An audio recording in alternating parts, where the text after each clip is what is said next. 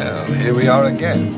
조금 쑥스럽기도 하고 제가 이렇게 한국말로 얘기하는 거 누구도 못 알아듣지만 like the word macchioso. I don't know anything about you anyway. You're from Italy, aren't you? See? You know what I mean? Yes, I know exactly what you mean. Ciao, come stai? If you still want me, yes. I could do some of the things I've always wanted. Like what? I'd like to do just whatever I like, the whole day long. Why don't we do all those things together? Enjoy lifetime, Italy.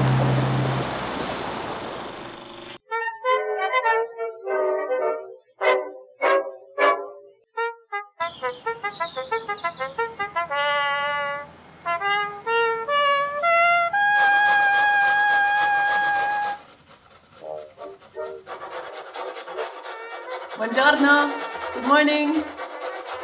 I'm making carrot cake, but I'm making it a little bit more Italian. I'm doing it with olive oil, which I love doing in baking, and with a mascarpone frosting. It's going to be so good. Oh, and it's going to be gluten-free too, because I'm making it with almond meal instead of flour.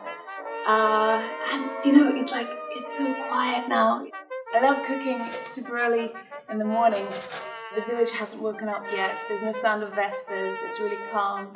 And hopefully, I can get this in the oven before breakfast and then just make myself an espresso, relax, and have the whole house filled with the aroma of brown sugar.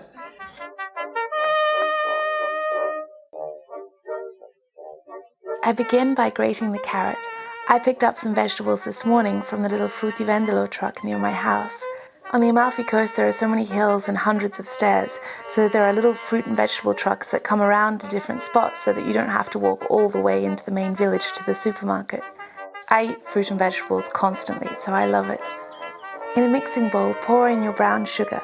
Does it have to be brown? Well, yes, because it really gives it this caramel flavour, so try to get demerara if you can.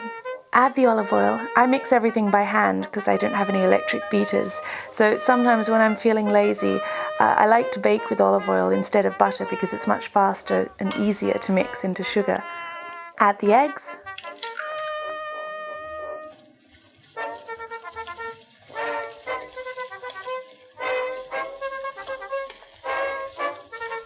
And the vanilla bean paste. Vanilla bean essence is cheaper, but it's not as potent and you don't get those lovely vanilla bean seeds. Now you're going to need a separate bowl. Put in the almond flour, baking powder, baking soda, salt and cinnamon. Mix them together.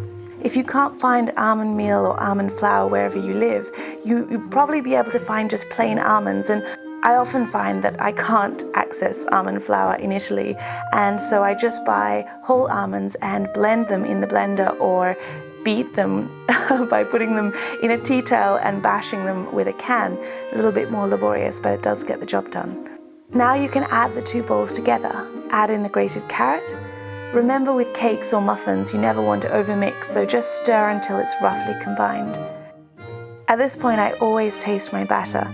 It's not just because I'm greedy and I like raw cake batter, it's because maybe you got distracted and forgot the sugar, or maybe there's an imbalance because you've misread the measurements. Basically, I just think it's the last chance before it goes in the oven to check, hang on, does this taste right? Because even though it's not cooked, it should taste good at this point. Your mixture will be quite wet. This won't be a sponge-like cake, it's more of a moist, fudgy texture when cooked. Pop it into a preheated oven at 180 degrees Celsius or 356 degrees Fahrenheit. Make yourself a café and get on to licking the bowl. If you want something less dense, you could use flour, which will make the cake lighter and double in height. You know, this is actually very Italian, having cake for breakfast. It takes me a lot to get used to this idea because being Australian, I like to have a very healthy breakfast, you know, eggs or fruit or muesli, and then we'll have something sweet for morning tea or afternoon tea. But the Italians don't really have morning tea. They just go straight into sweets and pastries for breakfast.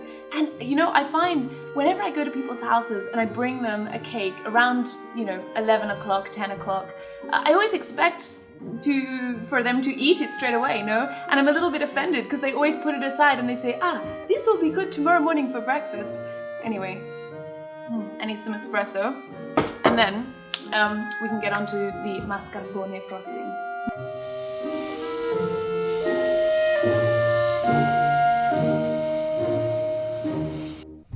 When it's golden and slightly crisp on top, just leave it to cool while you make your icing, or frosting for the North Americans. In a bowl, put your mascarpone with the icing sugar and the cream. It's a good idea to leave your mascarpone and cream out of the fridge so they are both room temperature. Otherwise, the mascarpone can sometimes curdle if you're adding two different temperatures together, or if you mix too fast or too much. So stir it slowly by hand until you get a stiff but spreadable texture. Now we're going to halve the cake, but it is quite delicate, so I find it easiest to carefully cut with a knife and then slide a cake pan from a springform pan in between the two halves so that you can get a clean separation. Trust me, this is so much easier than the mess you'll have if you try to awkwardly lift it with a spatula and your hand. I'm always impatient at this stage, but you mustn't even try to ice your cake until all the layers are at room temperature. Now, at this point you might be saying, what, Kylie, what do you mean all the layers? I've only got 2. Yes, I'm sorry, I forgot to tell you. I like my cakes to look visually decadent, so I made this recipe twice so I could double it in height, but this is a lot of cake. Could you eat 4 layers? Let me know in the comments below. I know I can, but I have an insatiable appetite for cake.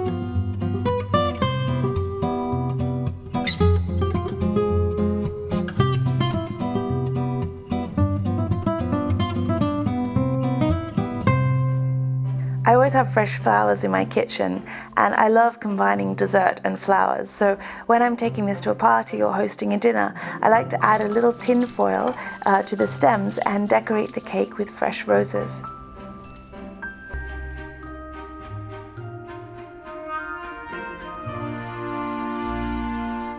I was supposed to take this down to a friend who invited me for lunch, but the transportation of my cakes always challenges me. I haven't got it worked out yet. How does one deliver a cake like this? If you have any ideas, please let me know in the comments. All done.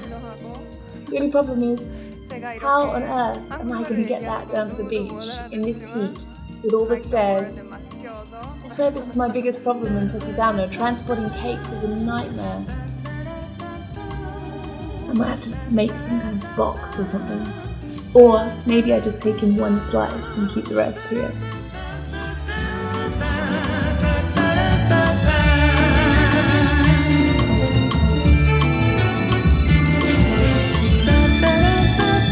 Thank you for watching. Please click on my face here to subscribe because there is another episode coming next week.